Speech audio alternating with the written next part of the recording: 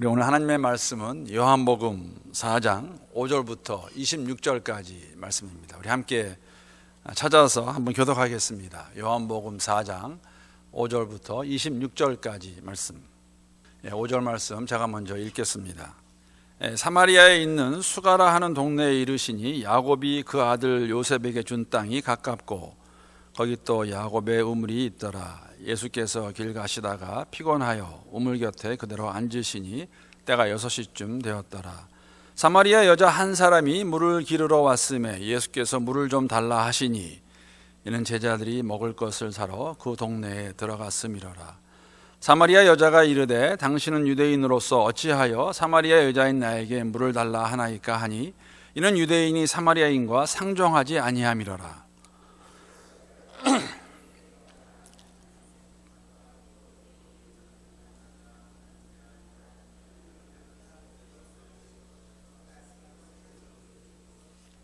여자가 이르되 주여 물 기를 그릇도 없고 이 우물은 깊은데 어디서 당신이 그 생수를 얻겠사옵나이까. 우리 조상 야곱이 이 우물을 우리에게 주셨고 또 여기서 자기와 자기 아들들과 짐승이 다 마셨는데 당신이 야곱보다 더 크니이까. 예수께서 대답하여 이르시되 이 물을 마시는 자마다 다시 목마르리니와 내가 주는 물을 마시는 자는 영원히 목마르지 아니하리니 내가 주는 물은 그 속에서 영생하도록 솟아나는 샘물이 되리라. 여자가 이르되 주여 그런 물을 내게 주사 목마르지 아니하고 목마르지도 않고 또 여기 물 기르러 오지도 않게 하옵소서. 이르시되 가서 내 남편을 불러오라. 여자가 대답하여 이르되 나는 남편이 없나이다. 예수께서 이르시되 내가 남편이 없다 하는 말이 옳도다. 너에게 남편 5이 있었고 지금 있는 자도 내 남편이 아니니 내 말이 참되도다. 여자가 이르되 주여 내가 보니 선지자로소이다. 우리 조상들은 이 산에서 예배하였는데 당신들의 말은 예배할 곳이 예루살렘에 있다 하더이다.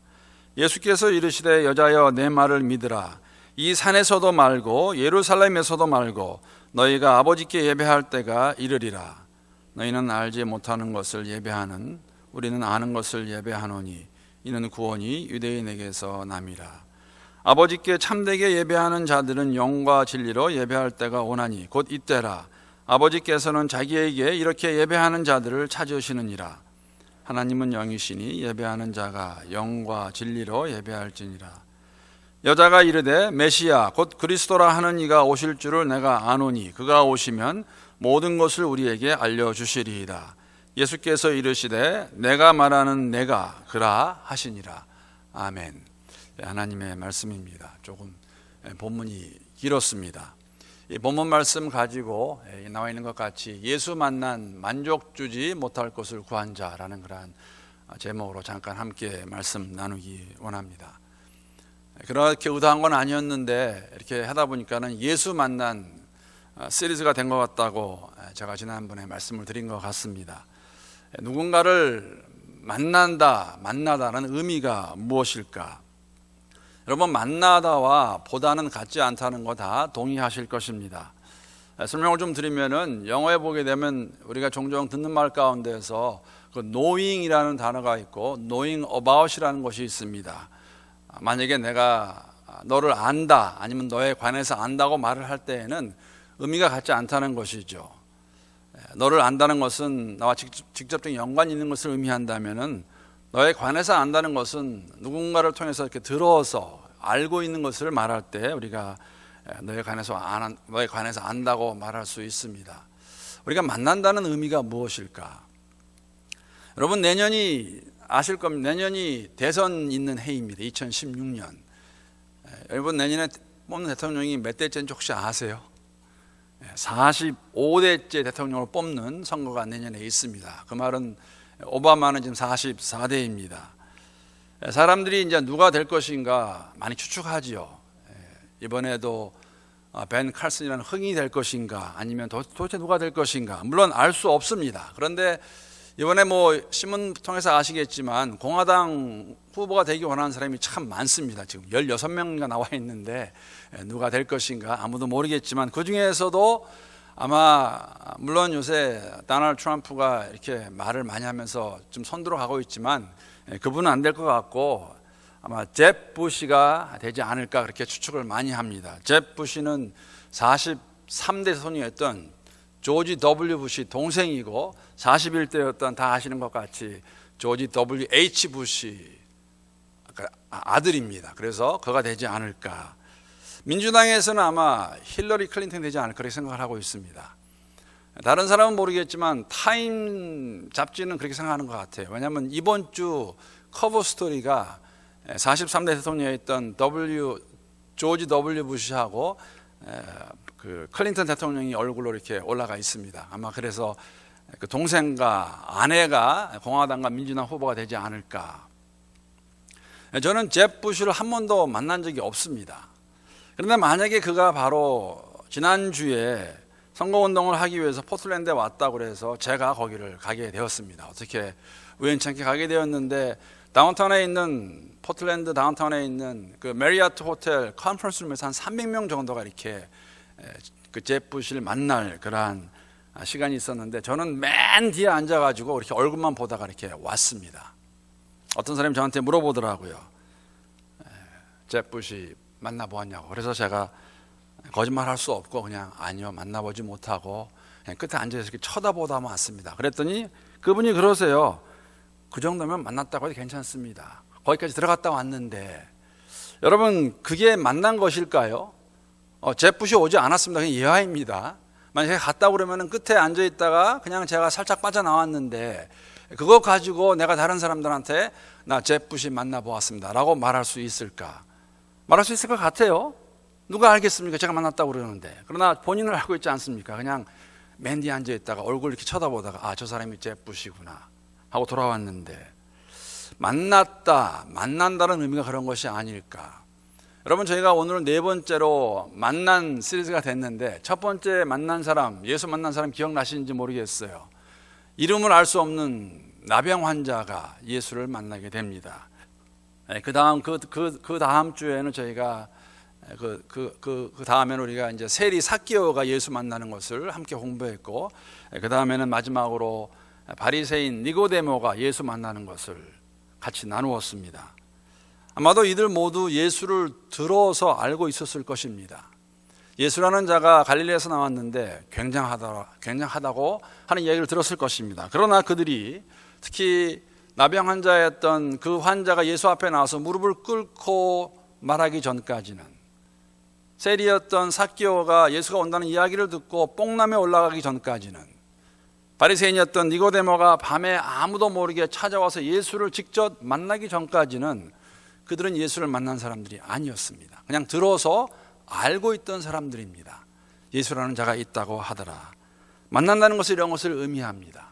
내가 언뜻 보아서 누구에게 들어서 알고 있다고 만났다고 말할 수 없겠죠. 얼굴과 얼굴을 맞대고 함께 대화하고 나는 그러한 경험이 있을 때 우리가 그런 경험을 통해서 내가 누구를 만났다고 말할 수 있을 것입니다. 오늘 본문에는 또 하나의 인물이 등장합니다. 예수 만난 우리가 너무나 잘 알고 있는 일명 사마리아 여인이라고 부르고 있는 그 여인의 이야기입니다. 수가라는 그러한 사마리아 동네에 있던 그 아줌마였을 것 같은데 나와서 예수를 만나는 것. 저는 이 여인을 만족 주지 못할 것을 구한 자라고 그렇게 묘사했습니다.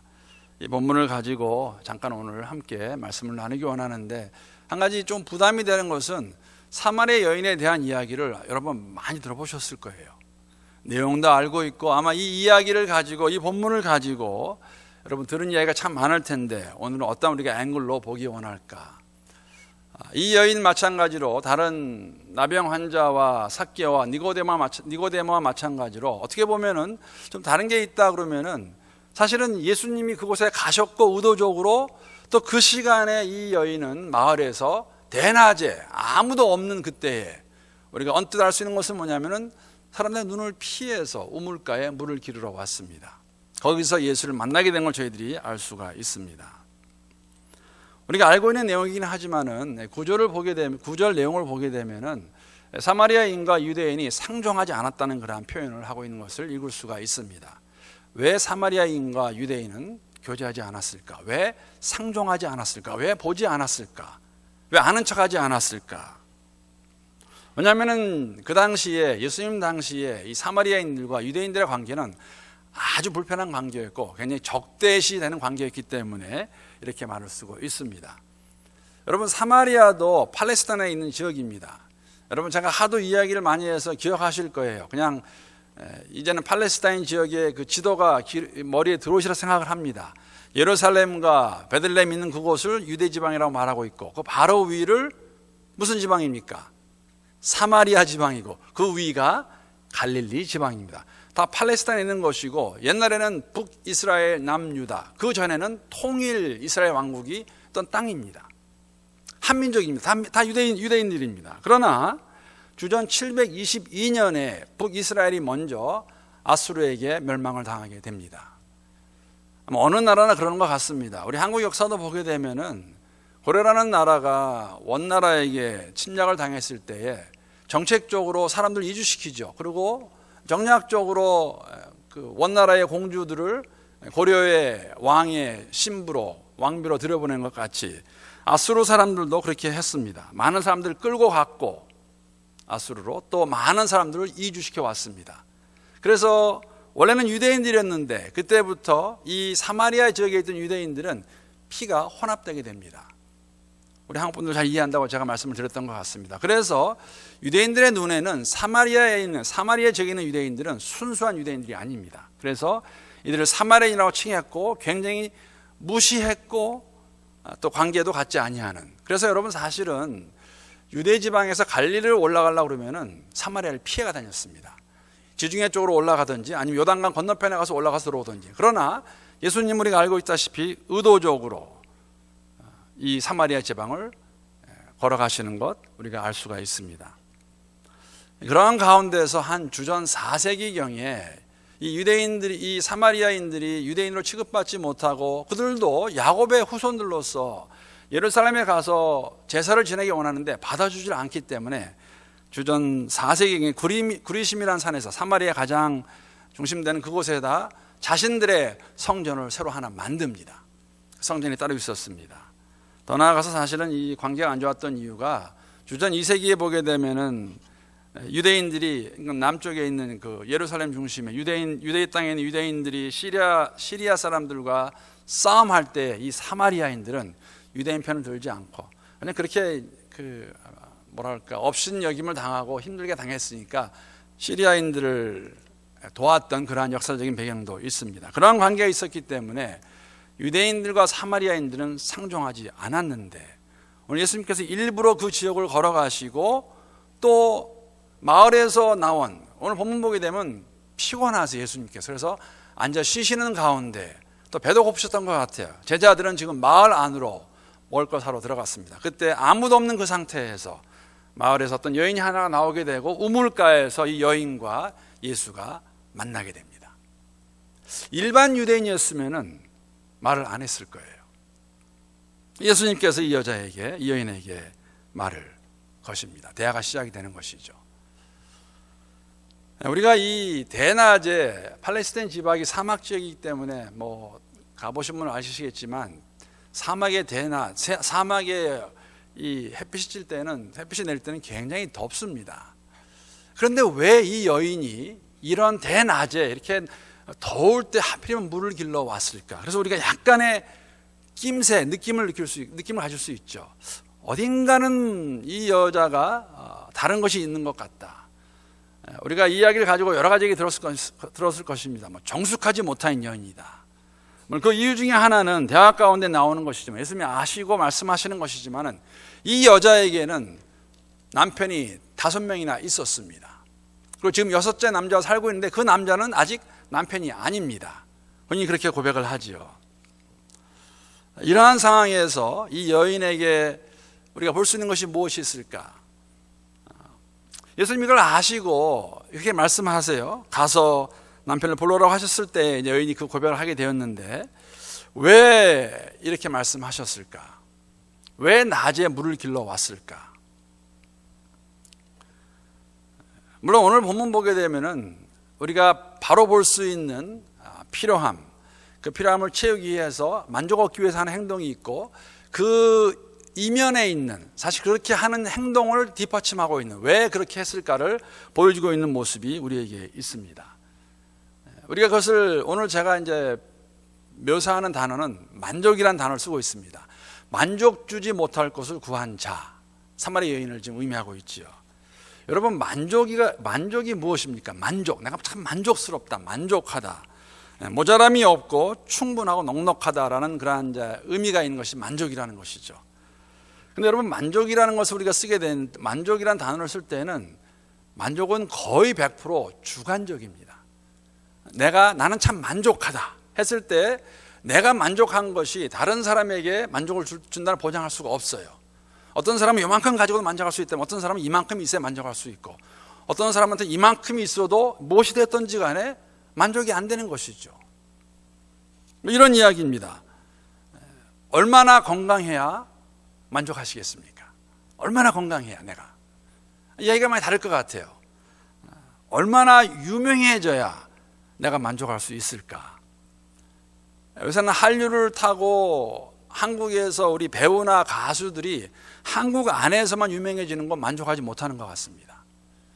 한류를 타고 가까운 일본이라든지 홍콩이라든지, 그래서 좀 더 가게 되면 한국의 5천만 시장보다는 14억이 되는 중국 시장을 바라보고, 거기서 하면 그 다음에는 헐리우드 나와가지고 헐리우드에서 이름 한번 내보기 원하고, 빌보드 차트에 올라가야 되고, 어디까지 가야 만족할 수 있을까?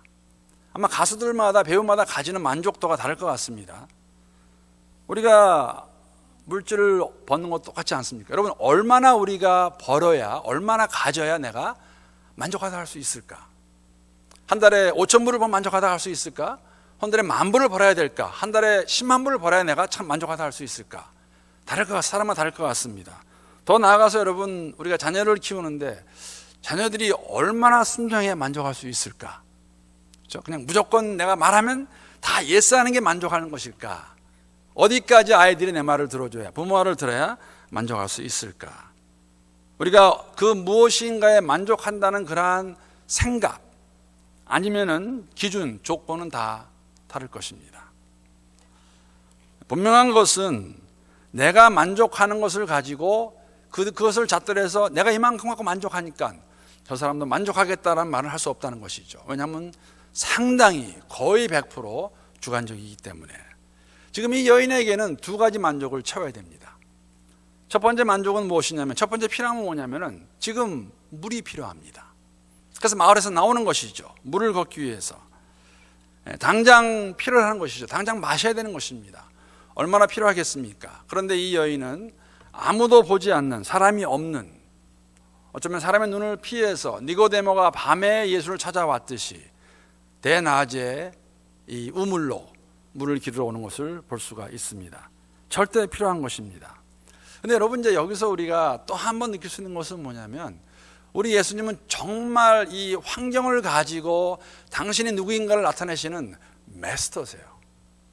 정말 예수님만큼 주어진 환경 가운데서, 예수님께서 사마리아 땅을 지나가기로 하셨을 때는 분명히 목적이 있었을 것입니다.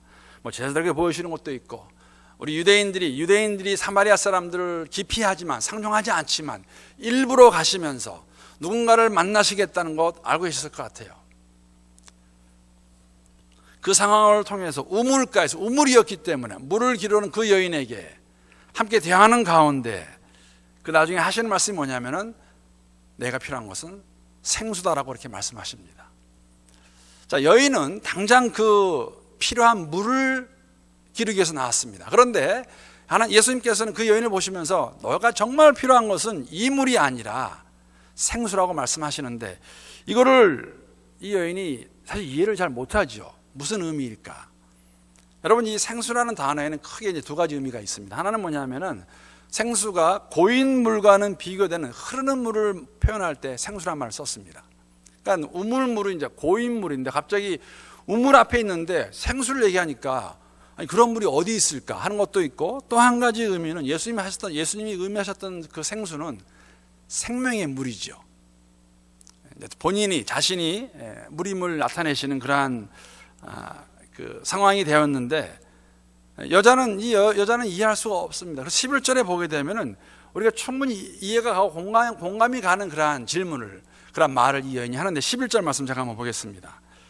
여자가 이르되 주여 물기를 그릇도 없고 이 우물은 깊은데 어디서 당신이 그 생수를 얻겠사옵니까?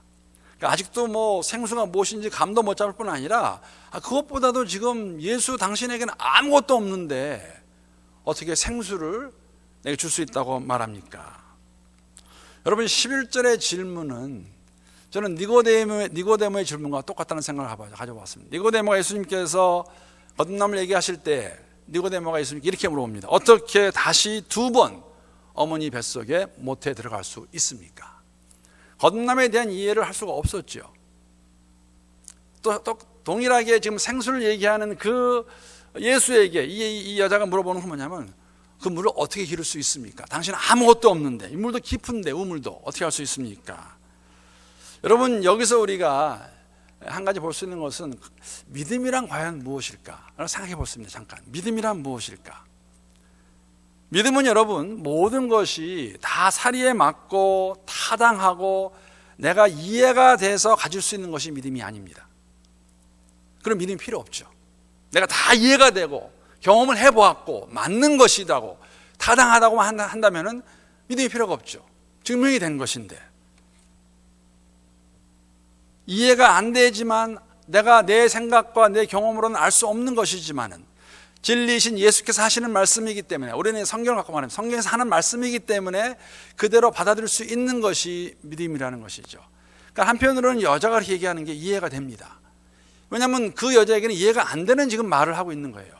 안 되는 상황인데 그것에서 예수님께서 하시는 그 말씀을 듣고 그것을 받아들일 수 있을까? 받아들이는 것이 믿음이라고 저희들에게 보여주고 있습니다.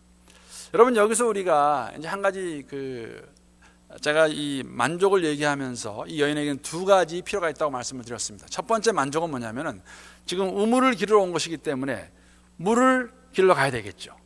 거기에 대한 만족이 있어야 되겠죠. 그런데 더 나아가서 그러면 이 여인이 왜 대낮에 사람의 눈을 피해서 그 느낌 받을 수가 있는데 왜 대낮에 물을 기르러 왔을까? 거기에 그 이유는 물 기러 온 그 여인의 내면에 있는 그 문제는 예수님이 바로 보셨어요. 왜냐하면 이 여자에게는 여러분 사마리아 여인이었지만은 5명의 남편이 있었고 6번째 함께 사는 남자가 남편이 아니라는 것은 정말 그 사회에서도 인정받지 못하는, 어려움을 당해야만 한다는 그러한 상황에 있는 것을 예수님이 아시고 그것을 만지시는 것이죠.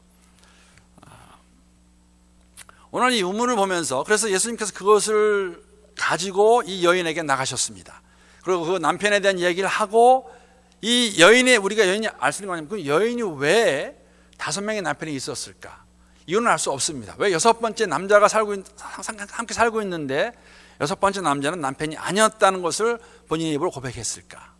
뭐 여러 가지 이유를 댈 수 있겠지만, 생각해 볼 수 있겠지만 한 가지 저에게 주는 것은 뭐냐면은 이 여인에게 이 6명의 남자가 있었다는 것은 그 어떠한 것으로 채울 수 없는 그 모습을 저희들에게 보여준다고 저는 생각합니다. 즉 이 전도서에 보게 되면은 하나님을 사모하는 마음을 줬다고 그랬는데 세상에 그 어떠한 것으로 채울 수 없는 그것을 이 여인은 이 남자라는 것을 통해서 얻기 원했던 것이죠. 그런데 5번 실패하고 6번째 남자와 살고 있다는 것이죠. 그것이 이유가 되어서 그러한 삶이 있었기 때문에 만족하지 못했기 때문에 그렇게 살았기 때문에 이제는 대낮에 당장 필요한 물을 기르기 위해서 우물가에 오지만 그 여인의 근본적인 이유는 그 마음의 공허함이라는 것이죠. 그것을 채우기 위해서 5번 결혼을 했고, 결혼했는지 안 했는지 모르겠지만 5명의 남편이 있었고 6번째 남자와 살고 있던 것을 저희들에게 보여주고 있습니다. 여러분 우리가 우리의 삶 가운데도 이런 질문을 던질 수 있습니다. 우리는 정말 무엇을 가지고 우리의 삶에 만족을 느끼기 원하는 것인가? 우리가 무엇을 추구하면서 나의 만족을 채우려고 하는가? 여러분 우리는 오늘 제목이 예수 만난 만족 주지 못할 것을 구한 자라고 말하고 있습니다. 여러분과 저는 예수를 이미 만난 사람들입니다. 그런데 오늘 이 여인이 우물가에 와서 하는 그 모습을 보면서 우리가 알 수 있는 것은 뭐냐면 우리도 종종 이 당장 필요한 것을 찾기 우물가에 온 여인과 같이 그 보이는 것, 만질 수 있는 것, 얻을 수 있는 것, 마실 수 있는 것을 가지고 우리의 만족을 채우려고 하고 있지 않은가? 우리의 필요를 채우면서 만족을 얻고 있지 않는가? 예수님은 생수를 말씀하셨습니다. 내가 주는 생수를 마시게 되면 영원히 목마르지 아니하리라. 다시 한번 저에게 주시는 도전의 말씀은 우리는 정말로 우리의 삶 가운데서 예수님 그 한 분만으로 만족하며 살고 있는가? 아니면 우리도 이 여인과 같이 당장 필요한 것을 찾기 위해서 우물가에서 내가 내 만족을 채우기 원하는 것인가? 이러한 대화 가운데 여러분 우리가 주시는 말씀, 우리가 만약에 예수를 만난 만족 주지 못할 것을 찾는 자가 아니라면 오늘 대화의 내용이 상당히 이상하게 턴하게 됩니다. 지금 우물가에 물을 기르러 왔다가 예수를 만난 그 여인과 잠깐 그 여자의 원래 근본에 대한 문제를 제가 그 두 예수님과 여자가 얘기했습니다. 남편이 5 있었고 6번째 남자가 남편이 아니다. 그런데 이것을 듣게 된 여자가 2가지 반응을 보면, 첫 번째는 뭐냐면은 당신이 선지자이시군요. 왜 그러냐면은 자신의 삶을 제가 본인 얘기 안 하는데 예수님이 아신 거 아닙니까? 먼저 말씀하셨어요.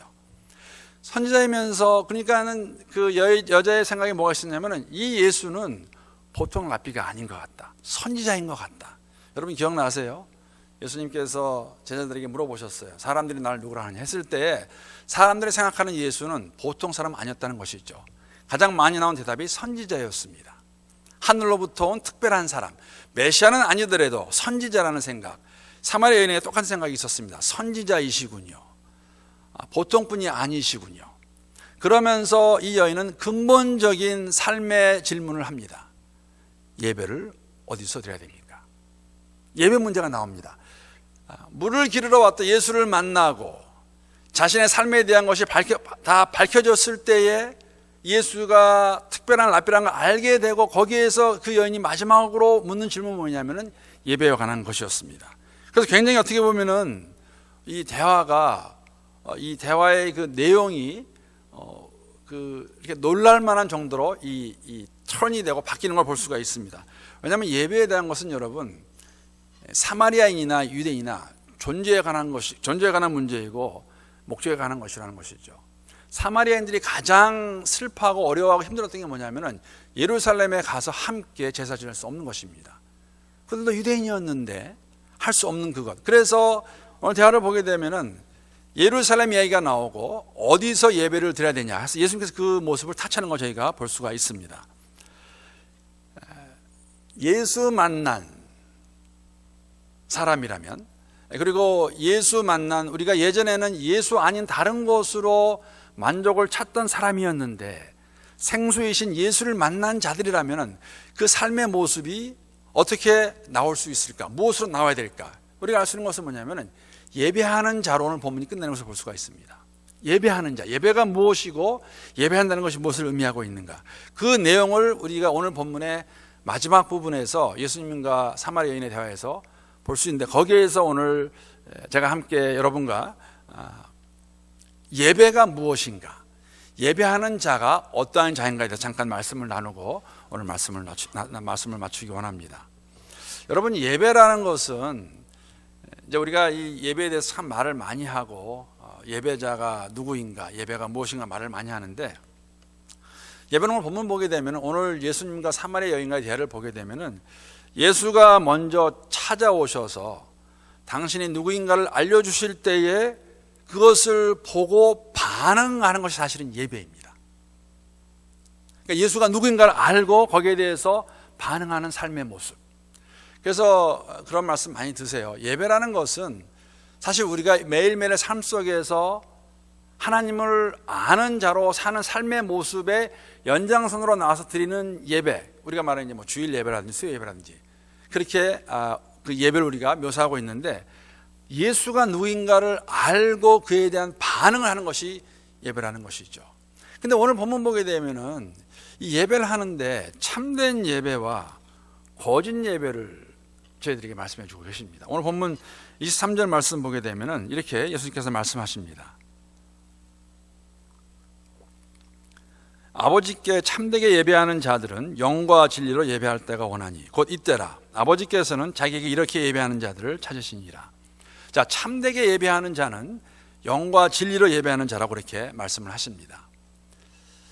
이 말씀은 그 앞에 나오는 20절에 대한 말씀의 설명이라고 말씀할 수가 있습니다. 20절 보게 되면은 이제 그 사마리아 여인이 이렇게 말하는, 예수님께 말하는 거예요. 우리 조상들은 이 산에서 예배하였는데, 이 산이라는 건 사마리아에 있는 그 사마리아 사람들이 예배하는 장소를 말하고 있습니다. 우리는 여기라고 말하고 있는데 당신들의 말은, 유대인들의 말은 예배할 곳이 예루살렘에 있다 하더이다. 어디서 예배하는 것이 맞습니까? 여러분, 참된 예배와 거짓 예배를 우리가 표현할 때 이 본문 두 절을 가지고 알 수 있는 것은 뭐냐면은, 여러분, 장소에 얽매 있는 예배는 거짓 예배입니다. 교회당에 함께해서 예배드리는 거짓 예배라는 것이 아니라 이것만이 예배라고 하는 것은 참 예배가 될 수 없다는 것이죠. 참 예배는 영과 진리로 하는 걸 말씀하고 계세요. 즉, 어디에 있든지 무소부지하신 하나님을 그리스도의 산이 되었던 예루살렘이 되었던 상관없이 무관하게 영과 진리로 드리는 것이 예배라고 말씀하고 있는 것이죠. 그렇기 때문에 사마리아인이 얘기하는 우리는 여기라고 그러고 너희들은 거기라고 그러는데 이것이 무슨 의미냐? 아무 의미가 없다는 것이에요. 영과 진리로 드리는 것이, 예수가 누군가를 바로 안아서 그 참 하나님을 영과 진리로 드리는 것이 예배라고 말씀하고 계십니다. 이거 신약에서 그대로 우리에게 나오는 말씀 아닙니까? 사도행전에 사도 바울이 고린도 교회 성도들에게, 또 초대교회 성도들에게 그렇게 말씀하십니다. 우리의 몸이 성전이고 이 몸을, 우리 안에 내주하신 성령께서 내주하신 이 몸을 거룩한 산 제사로 드리라, 예배로 드리라고 말하고 있는 것이죠. 여러분 기억나실 것입니다. 여러분, 모세를 부르셨던 예수님, 하나님께서 모세에게 이렇게 말씀하세요. 내가 서 있는 곳에 신을 신발을 벗어라. 왜냐하면 하나님이 계신 곳이 거룩한 곳이기 때문에, 우리 안에 성령이 내주하시기 때문에 우리가 거룩한 사람들이고, 우리가 영과 진리로 드리는 것이 예배이고, 이 예배는 장소에 얽매지 않는 것이죠. 사마리아 땅도 아니고 예루살렘도 아니고 영과 진리로 드리는 것이 예배라고 저희들에게 말씀해 주고 있습니다. 더 나아가서 사마리아인들과 유대인들에게는 자신들이 가지고 있는 그 장소와 함께 얽매여 있는 전통이 있었어요. 우리는 이곳에서만 드려야 된다, 이러한 방식으로 우리는, 유대인들은 그곳에서 드려야 된다, 이러한 것도 참 예배가 아니라고 저희들에게 보여주고 계십니다. 그러니까 영과 진리 안에 우리에게 보여주는 것은 예수가 누구인가를 바로 알아서, 즉 예배의 대상이 누구인가를 바로 알아서 그 하나님을 영과 진리로 있는 곳에서 드리는 것, 이것을 가지고 사도 바울은 로마서에 보게 되면은 우리의 몸을 거룩한 산제사로 드리라고 말씀하면서 그 내용은 우리의 삶 자체를 말씀하고 있는 것을 알 수가 있습니다. 그렇게 참 예배는, 거짓 예배는 이런 것에 얽매이는 것이 거짓 예배이고, 참 예배는 우리의 예배 대상자이신 예수를 참 영과 진리로 있는 곳에서 올려드리는 것이 예배라는 것을 저희들이 알 수가 있고, 여기에 대한 그 사실 요점은 오늘 본문 23절, 24절에 잘 설명하고 있는데, 제가 그 내용을 그 메시지라는 그 성경 번역에 보게 되면 이렇게 설명하고 있는데, 프로스는 제가 한번 읽어보겠습니다. 당신이 누구이며 어떻게 사는 것이 하나님이 관심 있어 하는 것입니다. 여러분의 예배는 진리를 추구하는 영으로 드려야 하는데 하나님은 이러한 사람을 찾으십니다. 예배를 드릴 때 꿈이 없는 사람들, 이런 사람들은 하나님이 영이시기에 이 하나님을 예배할 때 자신의 꿈이 없는 모습으로 하나님을 경배하는 자들이 참으로 예배하는 자들입니다. 예수 만난 만족 주지 못할 것을 찾던 그 여인, 그 예수를 만나고 난 다음에 오늘 대화 내용 보게 되면은 있는 곳에서, 사마리아인이지만 예루살렘에 갈 필요가 없이 있는 곳에서 참 예배 대상자이신 예수를 진리와 영으로 예배를 하게 되면 그것이 하나님이 기뻐하시는, 받으시는 예배라고 저희들에게 보여주고 있습니다. 만족 주지 못할 것을 찾았던 그 여인이 예수를 만남으로 올바른 예배자의 모습으로 나아가는 모습을 저희들이 보여주고 있습니다. 왜냐하면 이 이후에 나오는 것은 이 사마리아 여인은 바로 마을로 들어가서 사람들을 데리고 옵니다. 물론 그 내용을 가지고 우리가 이 여인이 예수를 메시아로 알았나 못 알았나 말할 수는 없지만은, 여인에게는 그 예수를 만나면서 우물가에서 만난 그 예수로 인해서 그 삶의 변화가 온 것은 맞습니다. 왜냐하면 자신이 한 번도 보지 못하고 느끼지 못했던 것을 예수를 통해서 경험했기 때문에, 그리고 나가서 마을로 돌아가서 사람들을 데리고 오는 그 모습, 이러한 모습이 예수 만난 자들의 모습이겠죠.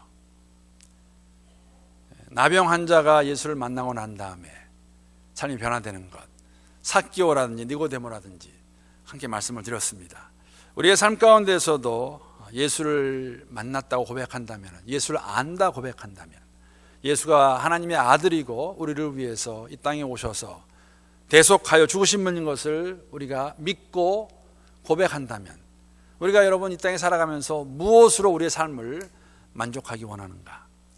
자칫 잘못하면은 세상의 것들을 가지고 우리가 만족하려고 하는 그런 모습이 있지 않나, 다시 한번 생각해 보면서 오늘 말씀과 같이 예수 한 분으로, 생수이신 예수 한 분으로 만족하며 살아갈 수 있는, 여러분 우리가 이렇게 모일 때에 함께 찬양하고 기도하고 말씀 들을 때에 또 교제할 때에 힘없고 격려받고 도전받아서 세상의 것들을 추구하지 않고 쫓아가지 않고 예수 한 분만으로, 생수이신 예수 한 분만으로 만족해가며 살아갈 수 있는 우리 모두가 될 수 있기를 우리 주님의 이름으로 축복합니다.